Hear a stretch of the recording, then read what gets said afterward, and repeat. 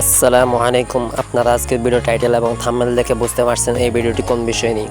আজকে আমরা শিখব কিভাবে জিমেল 2 স্টেপ ভেরিফিকেশন চালু করবেন। তাহলে চলুন ভিডিওটি শুরু করা যাক।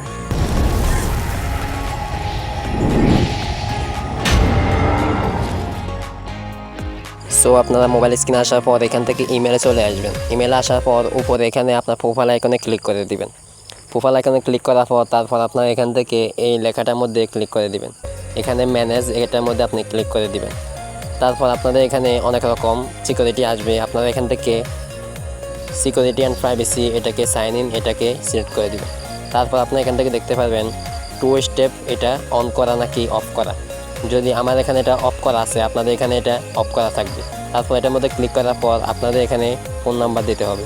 আপনারা এটার মধ্যে ক্লিক করে দিবেন। এই লেখাটার মধ্যে ক্লিক করার পর তারপর আপনাদের ফোন নাম্বারটি আপনারা এখান থেকে দিয়ে দিবেন। প্রথমে এখান থেকে কান্ট্রি সিলেক্ট করে দিবেন। আপনার মোবাইল নাম্বারটি যে দেশের নাম্বার দিয়ে খোলা আপনি ওই দেশ এখান থেকে সিলেক্ট করে দিবেন। আমি যেহেতু বাংলাদেশি তাহলে আমি এখান থেকে বাংলাদেশ সিলেক্ট করে দিব। আপনি আপনারটা এখানে সিলেক্ট করে দিবেন। তারপর এখান থেকে মোবাইল নাম্বারটি দিয়ে দিবেন। তারপর নেক্সটে ক্লিক করে দিবেন। তাহলে এখান থেকে আপনাকে আবার ডান দিতে হবে। এখান থেকে আপনি ডান করে দিবেন। ডান করে দিলে আপনার এখানে 2 স্টেপ ভেরিফিকেশনটা চালু হয়ে যাবে। এখানে আমরা ব্যাক করার পর এখানে দেখতে পারবেন 2 স্টেপ ভেরিফিকেশন চালু হয়ে গেছে। এখানে আমরা আবার ডান দিয়ে দিব। এখানে দেখেন 2টা স্টেপ চালু হয়ে গেছে।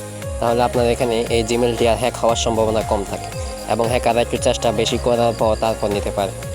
এখন যদি এখানে আপনার 2 স্টেপ ভেরিফিকেশন চালু না থাকে তাহলে হ্যাকাররা খুব সহজে আপনার আইডিটি নিয়ে নিতে পারবে। 2 স্টেপ ভেরিফিকেশন চালু থাকলে এটা নিতে একটু সমস্যা হয়, তবে অনেক সময় নিতে পারে না। ভিডিওটি থেকে আপনি উপকৃত হলে চ্যানেলটি সাবস্ক্রাইব করে দিবেন। দেখা হবে অন্য কোনো টেক ভিডিও নিয়ে।